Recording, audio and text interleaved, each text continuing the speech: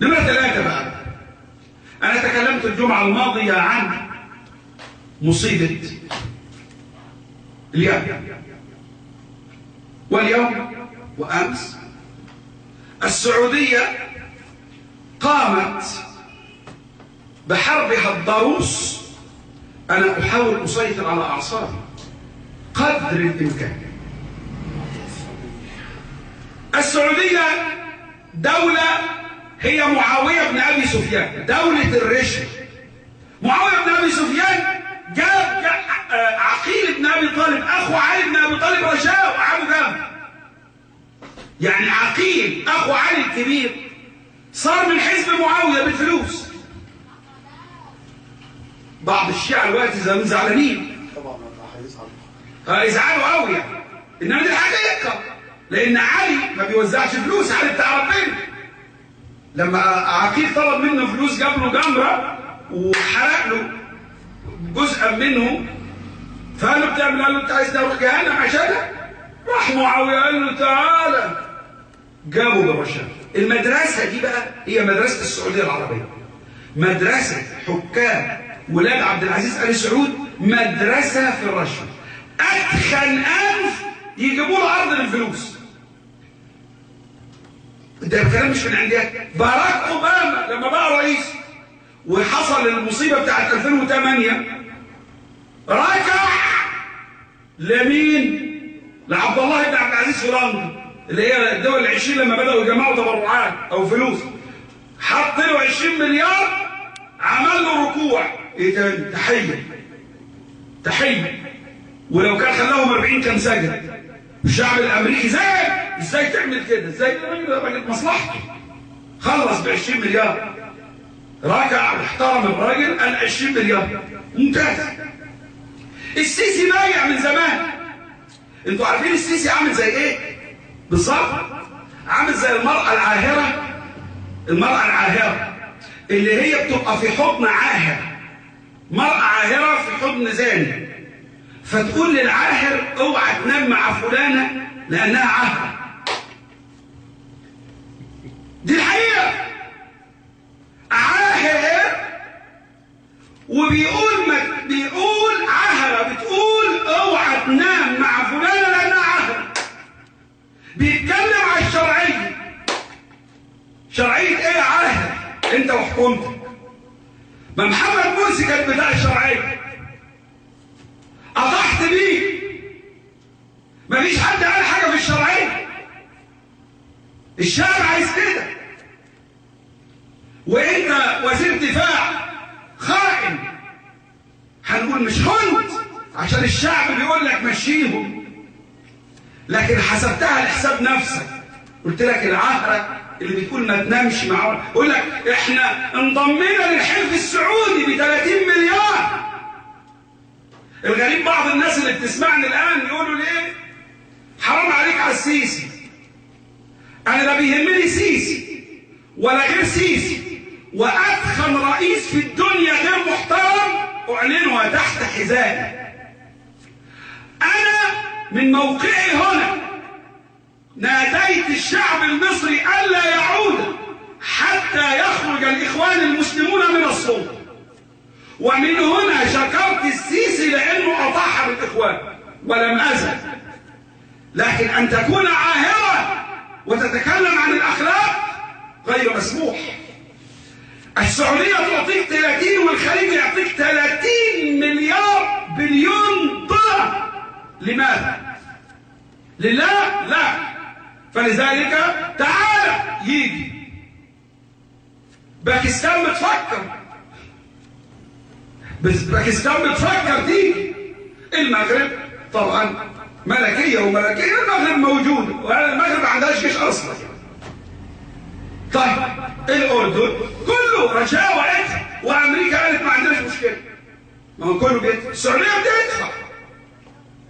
كل ده لماذا؟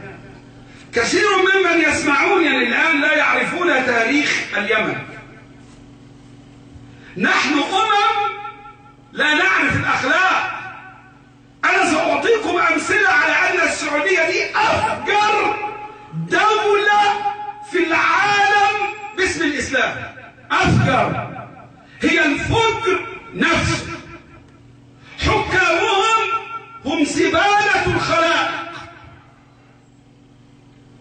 كل ما ترونه من دمار لهذه الأمة سبب السعودية العربية ونظامها الوهابي. لماذا أقول ذلك؟ أنا أنتحر. لماذا أقول ذلك؟ عندما صدام حسين ضرب الكويت، ضرب إيران، كانوا لا يقولون إن إيران، إن العراق بدأت الحرب على إيران. وكان الخميني المسكين، وأنا كنت ضده ولم أزل أعني الخميني، وكان شيخي ضده. كان الخميني يرفض أي صلح مع صدام حسين حتى يجيب من يأتون للصلح على أسئلة ثلاثة منها: من بدأ الحرب؟ ويصرون إن إيران هي اللي بدأت، مع إن كل الناس تعرف. لما إجى صدام حسين خد الكويت واحتل الكويت وبلعها، كل الأبواق الإعلامية قالت ماذا؟ قالت الخميني المظلوم وإيران اللي ظلم طول عمره فاجر هو الذي بدأ الحرب مع من؟ مع إيران. أرأيتم لا دين ولا قيم. سأعرفكم السعودية العربية هذه. السعودية العربية، أنا أعرف أن كلامي هذا يكلفني على مستوى بلدي مصر الكثير، ويكلفني الكثير على مستوى السعودية العربية، لكن نحن نهايتنا يعني قريبة. نحن راحلون إلى ربنا. كم سنعيش؟ ومتى سنقول الحق؟ خلاص الظلم تفشى، ولا أحد يتكلم الحق من أجل المصالح للجيوب. كل واحد خايف على جيبه والنتائج اللي هتحصل لها. لا وألف لا، والله أفقد عمري وأقول الحق. تصوروا أيام الملكية، كثير منكم لا يعرفون اليمن حكمت تقريبا 11 قرن، حوالي 1100 سنة بالزيدية. 1100 سنة كانت اليمن تحكم بالحوثيين، يعني اللي هم الزيدية، يعني هو منسوبين للحوثيين لكن هم زيدية. 1100 سنة، 11 قرن، من 284 هجرية لحد بما يعادل 1962 لما سقط آخر النظام الملكي. عبد الناصر كان يدعم الثورة اليمنية اللي عملها عبد الله السلام، وكانت السعودية العربية تدعم الملكية الزيدية. يعني كان عبد الناصر مع الثورة على النظام الملكي وإسقاطه بعد ما طلع عبد الله السلال اللي هو كان مفروض رئيس وزراء أو قائد جيش عند الزيدية، أو ابن الراجل اللي هو الملك الأخير الإمام يحيى ولا اسمه أحمد. كان عبد الله السلال ده رئيس أركان، انقلب على الابن بعد 8 أشهر وأقالوا. السعودية والخليج كانوا مع الملك، وكان عبد الناصر مع السلام، سموها الثورة اللي اعلنوا فيها الجمهورية. مضى الزمن، حصل اتقتل ده ويجا، ولا هو كان موجود في العراق عملوا عليه انقلاب ويجا واحد ورا الثاني، وكل يوم الثاني يحصل ده يتقتل وده يتقتل وتفجيرات، لحد ما جاء علي عبد الله صالح سنة 78. لما علي عبد الله صالح كان أصبحت اليمن يمنين، يمن الجنوب اشتراكي شيوعي، ويمن الشمال اللي هو يعني رأسمالي أو أكثر مرونة، متدين حتى أكثر. وبعدين يجوا يعملوا وحدة سنة 90 وسنة 94 انهارت الوحدة بين اليمنيين، بين الشمال والجنوب. لما انهارت الوحدة، السعودية كانت واقفة مع مين؟ كانت واقفة مع الجنوبيين الشيوعيين الاشتراكيين. في دين يا جماعة؟ طيب المواقف بتتغير في مبدأ. انت عندك مبدأ، عندك اخلاق. انقلت مجموعة من العهر السياسي الاصيل، لا مبادئ لا قيم، لا تعرف متى يقف. طب المرة دي بقى الحوثيين او الزيدية بيمثلوا في اليمن حوالي ما بين 30 35 40%، ما بين 30 ل 40% للشعب اليمني. طبيعي جدا ان هم يكون لهم قوة اكثر من اي قطاع اخر في اليمن، ومع ذلك ليس هذا موضوعنا. هل يجوز ان تتدخل انت بالضرب بالطيران تحت اي مسمى بالمعايير؟ بشار الاسد هو الرئيس الشرعي لفين؟ لسوريا. بشار قال لايران تعالي ساعديني، وقال لحزب الله، وما قالش الكلام ده اللي بعد امتى؟ لما كل السعوديه والخليج وقطر وتركيا كل دول كانوا بيدعموا المعارضه اللي هم جايين من جميع انحاء العالم. الراجل استنجد كرئيس شرعي بحد يحميه، جاب حلفائه الايرانيين وحزب الله. طبيعي. هل كل المطالب على ايران ان تخرج من سوريا؟ طيب هم بيقولوا احنا ضربنا الحوثيين لان احنا استجبنا للرئيس الشرعي. طيب سوريا هذا رئيسها الشرعي، اي معيار تحتكمون اليه؟ والله العواهر اشرف من هؤلاء، لكن هم مين؟ ما هو قدوتهم معاوية. اذا الملك السعودي والملوك السعوديين هم قدوتهم معاوية، وانا قلت لكم رايي في معاوية ايه؟ ان لو ربنا احال علي امر معاوية اعمل له ديليت، امسحه، لان حتى ما يستاهلش. هذا راجل ما عندوش معايير للاخلاق، مفيش اخلاق. راجل بيقول لك انا ما عنديش دين. السعوديين بقى المشكله يمكن معاوية كان اشرف. ليه؟ معاوية كان بيقول لك انا بتاع دين، انا قاتلتكم لاحكمكم، لم اقاتلكم لا لتصلوا ولا لتصوموا ولا انتم تعملوا الكلام ده، انما قاتلتكم لاتامر عليكم. عنده شرف. انما هؤلاء لا، ده يقاتلوا. خد بالك بقى، علماء المسلمين، مجلس القرضاوي قال لك الضربه صحيحه. كبار علماء السعوديه الضربه صحيحه. كل السنة بيقولوا الضربة صحيحة. وأنا للمرة العشرين أنا ضد إيران وضد الأسلوب الذي يحكمون به الذي يضيق على الحريات، هذا رأيي. لكن أنا أناقش المبادئ. لو أن السعودية والمرتشين الذين رشدهم أجمعين من أمريكا وانت نازل ساعدوا الهادي واليمنيين بمعدات ما في مشكل. ليه؟ ايران بتساعد الحوثيين ماشي، وانت بتساعد يمنيين في بعض. اخري اديك سلاح خلاص، وانتوا يمنيين في بعض، الله معاكم، الله مع اليمنيين. لكن انت تدخل لا قانون دولي. طبعا امريكا تتكلم ايه؟ ما هي امريكا هي العهر السياسي نفسه.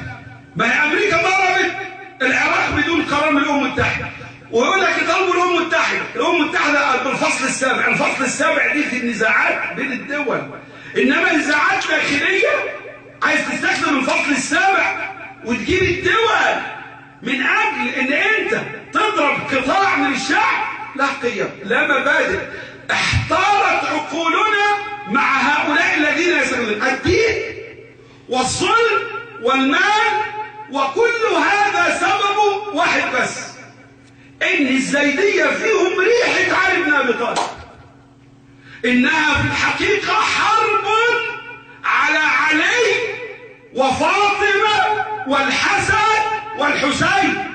لابد ان توضح، لابد ان يعرف كل الناس ان هذه حرب على آل محمد. كل من يذكر آل محمد يجب ان يحصر. سوريا لان فيها شمة آل محمد، حزب الله في شمة آل محمد، ايران فيها شمة آل محمد، العراق فيها شمة آل محمد. لماذا انتم حاقدون على آل محمد الذين نصلي عليهم. لماذا هذا الحقد الدفين على آل محمد؟ آل محمد هم شرفنا، هم سبب ديننا. لو كان آل محمد ومحمد فأنتم عرب همج رعاع لا قيمة لكم. لماذا أنتم في حرب مع علي؟ إن الحرب هذه الأيام يجب إيران ضعيفة لا تستطيع، لكن خلاص الفرس يدخلوا. أنا يحكمني فارسي خير من أن يحكمني عربي بدوي جاهل بوال على عقبيه يتحكم في الأمة بالمال الذي أعطاه الله من تحت الأرض. هؤلاء البوالون على أعقابهم يريدون أن يحكموا العالم بأموالهم من الكبير إلى الصغير. المال، الرشاوى للعلماء، الرشاوى للحكام، الرشاوى ليل نهار. انظروا إلى إعلامنا في كل مكان، إعلام لا قيم لا مبادئ لا قوانين. إنني أشعر أن نحن في حاجة إلى الإمام المهدي أن يخرج أو أن يرسله الله لنا ليملأ الأرض عدلا بعد أن ملئت جورا. إنه من آل محمد يا حكام السعودية، يا بلطجية، يا رشيد. أنتم سيأتي ابن محمد ليؤدبكم يوما ما.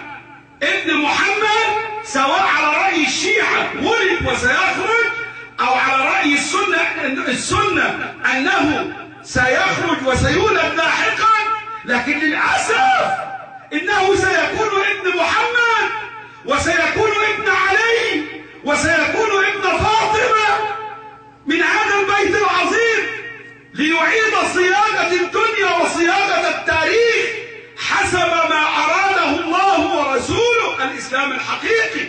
وسيؤدب حكام السعودية، وسيؤدب الإعلام المصري الفاسد، وسيؤدب السيسي ومن والاه، وسيؤدب عبد الله الهاشمي ومن والاه، وسيؤدب أردوغان ومن والاه، وسيؤدب ملوك المغرب ومن والاه، سيؤدبهم جميعا. هؤلاء لا بعضهم ينتسب إلى البيت العظيم بيت محمد ظلما وزورا، إنما يجب أن ينتسبوا إلى أبي لهب، ولا ينتسبون إلى أبي طالب، ولا ينتسبون إلى علي بن أبي طالب، ولا إلى الحسن ولا إلى الحسين. إنني أحاول أن أسيطر على مشاعري، لأن هذا الظلم العظيم الذي نراه ولا نملك أن نفعل شيئا. ليس هناك دولة عظمى لتؤدب. أمريكا تغطي على السعودية بالرشاوى، والسعودية تدعو لمن يضرب، والإعلام قناة الجزيرة القناة الفاسدة التي تدمر الفكر العربي كله، تدمر هذه القناة. جورج بوش أخطأ حين لم يضربها، كان يجب سحق هذه القناة وإزالتها، لأنها قناة مدمرة، قناة فاسدة لها توجه، هي التي تحشد ليل نهار لضرب كأن الحوثي، لكنها لم تفعل شيئا يوم أن قال البحرينيون لأنهم شيعة أغلبية عندما انتفضوا وضربهم درع الجزيرة لم تقف قناة الجزيرة معهم. لا أدري هل آل محمد كتب عليهم التشريع والتطريد والبهدلة ليل نهار منذ فجر التاريخ، منذ أن سحق عليه، منذ أن أطيح به يوم أن عينه رسول الله وتم التآمر عليه وإبعاده. ظل علي وآل محمد ومن تبعهم ومن أحبهم إلى اليوم مبهدلون، مشردون، مطاردون، معذبون، تحاك ضدهم المؤامرات والدعايات الكاذبة. ولكننا سنحب آل محمد وسننتظر إمامنا الذي سيأتي ليؤدب هؤلاء الطغاة الفسدة ويملأ الأرض عدلا بعد أن ملئت جورا. أعود